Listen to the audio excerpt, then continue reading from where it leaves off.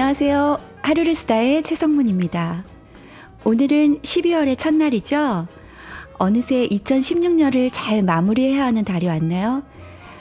겨울이라서 그런지 그 어느 때보다 함께 즐거워해주고 함께 울어주는 사람이 그리워집니다. 하루르스타도 함께 손잡아주는 사람을 기다리고 있고요. 또 함께 걸어주는 여러분들이 있어서 참 고맙고 그래요. 방송 시작하고 2달 동안 제가 이 자리를 지킬 수 있는 것도 함께 호흡하고 싶어하는 여러분들의 사랑이 있기 때문입니다. 다들 고맙습니다.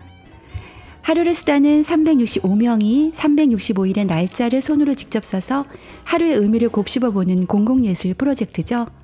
오늘은 하루르스타 달력과 다이어리 인쇄비용 마련을 위한 와드조 펀딩 마지막 날이기도 합니다. 미처 참여하지 못한 분들 있으시면 지금 참여할 수 있습니다. 이제 곧 달력과 다이어리가 출시됩니다. 하루르스타 후원금은 도시 빈민과 다문화 이주민의 자립기금으로 사용하니까요. 2017년을 기부로 시작할 수 있는 기회 놓치지 마세요. 보다 자세한 이야기는 다음 주에 알려드릴게요. 2015년 하루르스타는 국내에서만 진행했고요. 이번 2017년 하루르스타는 작년부터 올해까지 2년이 걸렸는데 터키, 네팔, 일본, 중국, 몽골 그리고 한국에서 364명과 만나서 하루의 날짜를 받고 그들의 이야기도 들었습니다. 자, 그럼 오늘도 하루르스타 이야기 들려드릴게요.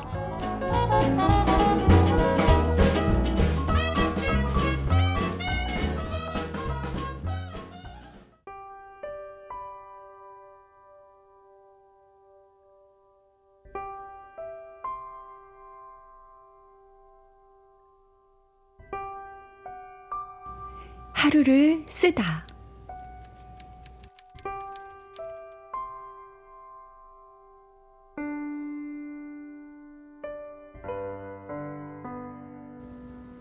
뜨거운 태양이 내리쬐는 터키 거리에서 잠든 노숙인을 보았을 때 추운 겨울밤 한국의 거리에서 만났던 노숙인이 떠올랐다. 손성일 아저씨. 18살의 우발적인 사고로 친구를 살해하고 교도소에 들어간 아저씨는 젊은 날의 대부분을 좁고 답답한 교도소에서 보냈다. 교도소에서 나온 지 얼마 되지 않은 아저씨를 추운 겨울 거리에서 만났을 때 그의 나이는 60세였다. 2015년 1월 1일을 쓰고 하루르스타의 첫 문을 열어준 아저씨는 노숙인 단체에서 마련해준 방에서 살면서 노숙인들에게 밥을 지어주는 주방장이 되었다. 이전과 전혀 다른 삶을 살기 시작한 아저씨. 나는 아저씨와 친구가 되고 싶었고 우리는 일주일에 한 번 1시간 정도 만났다. 아저씨와 처음으로 단둘이 만났던 날은 겨울의 추위가 다 가시지 않은 봄날이었다. 나는 아저씨와 함께 개천가를 걷고 있었는데 어디선가 까치가 우는 소리가 들렸다. 무의식적으로 우리는 둘 다 까치가 우는 방향으로 시선을 돌렸다. 자세히 쳐다보니 아직 새싹이 다 돋지 않은 한 나무 꼭대기에 까치집이 있었다. 어미가 새끼에게 모이를 주는 것 같았다. 함께 길을 걸어가던 아저씨가 조용히 혼잣말처럼 말했다. 어미 까치는 새끼를 버리지 않아. 아저씨는 까치의 생태에 관해 말을 풀어놓았는데 어미 까치가 절대 새끼를 버리지 않고 기른다는 걸 여러 번 강조해서 말했다. 아저씨는 그리움이 가득한 눈으로 까치를 바라보며 이야기를 했고 나는 곧 그 이유를 알았다. 아저씨의 어머니는 아저씨가 3살 때 집을 떠났다. 아저씨의 아버지는 술을 먹으면 주먹을 휘둘렀고 도박에 빠져 돈과 인생을 낭비했다. 남편과 더는 살 수 없었던 아저씨의 어머니는 어린 아들 2을 남겨두고 멀리 사라졌다. 아저씨는 나에게 자신의 어머니 이야기를 들려주었다. 까치를 부러운 듯 쳐다보던 아저씨의 쓸쓸함을 나중에 알게 되었을 때 마음 한구석이 많이 아렸다. 아저씨는 계속해서 어린 시절 이야기를 나에게 들려주었다. 새어머니가 들어와 아들 둘과 딸 둘을 낳았다고 했다. 새로운 가족과 함께 살았지만 아저씨는 가족의 돌봄을 제대로 받지 못했다. 게다가 아저씨는 폭력이 싫었지만 폭력은 늘 그렇듯 학습되었다. 닮고 싶지 않은 모습이었지만 아버지의 아들이었기에 아저씨는 아버지를 어쩔 수 없이 닮아갔다. 어느 날 아저씨와 친구들은 버스 정류장 앞에서 동네 친구들과 시비가 붙어 패싸움을 하게 되었다. 술을 먹었기에 이성적인 판단이 흐려진 상태였을 것이다. 극도로 흥분한 상태에서 아저씨는 칼을 휘둘렀고 그 어떤 원한도 없는 동네 친구를 살해했다. 새벽 1시에 벌어진 일이었다. 아저씨는 무서움에 떨면서 숨을 곳을 찾아 여러 번 도망쳤다. 친구 집 헛간으로, 돼지우리로, 또 친구 방으로 숨었다. 하지만 날은 밝았고 아저씨는 잡혔다. 살인죄로 징역 4년을 선고받았다.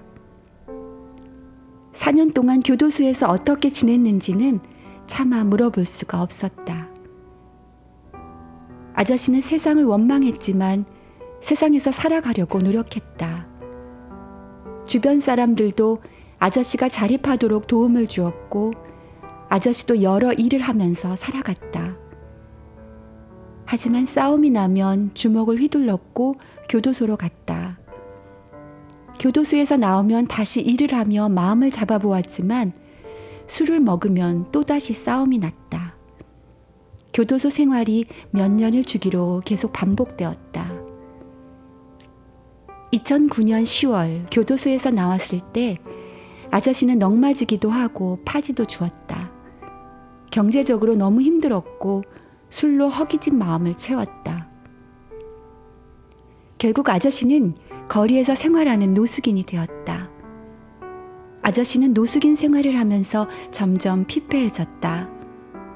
일을 안 하다 보니 일하고 싶은 의욕도 상실되었다. 아저씨는 오래 노숙을 하면 정신이 나태해져서 다시 일상생활을 하기가 힘들어진다고 말했다. 아저씨는 용두교 아래에서 노숙을 했는데 어느 추운 겨울날 저녁 술에 취해 잠든 아저씨를 붙들고 우는 이가 있었다. 바로 노숙인의 밥집 대표였다. 아저씨는 라면과 침낭을 가져와 자신을 위해 울어준 그에게 감동했다. 아저씨를 위해 진심으로 울어준 이가 없었기 때문이었다. 또다시 폭력 사건에 휘말려 아저씨는 교도소에 들어갔고 대표님은 아저씨를 만나러 갔다. 교도소의 담을 넘어 서로의 편지가 교환되었다.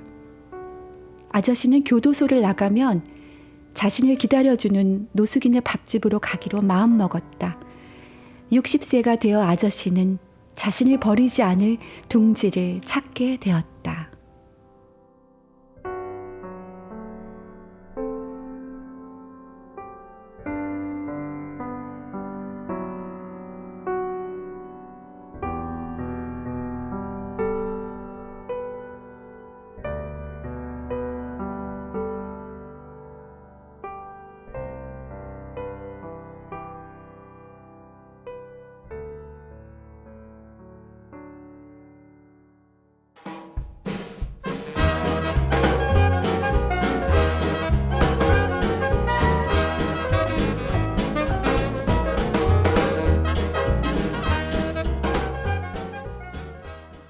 네, 저에게 가장 특별했던 아저씨 중에 한 분이죠. 손성일 아저씨. 여러분들도 누군가와 잊을 수 없는 만남 다 있으시죠? 누군가는 첫 아이와의 만남일 수도 있고요. 또 누군가는 사랑하는 사람과의 만남일 수도 있겠죠. 크던지 작던지 기억에 남는 만남. 댓글로 남겨주시면 제가 다음 방송에서 나눌게요. 늘 함께 만들어가는 하루를 쓰다 방송이라는 거 잊지 마세요. 저희 방송은 팟빵, 팟캐스트, 유튜브에서 듣고 볼 수 있고요. 또 나누캐스트 홈페이지 www.nanucast.com에서도 들을 수 있습니다. 이 방송은 나누고 누리고 나누캐스트와 함께 만들어갑니다. 요즘 시국이 참 많이 어렵죠. 모두의 소망대로 평화와 사랑이 가득한 한 해로 잘 마무리될 수 있기를 소망해 봅니다. 저는 다음 주 목요일에 다시 인사드리겠습니다.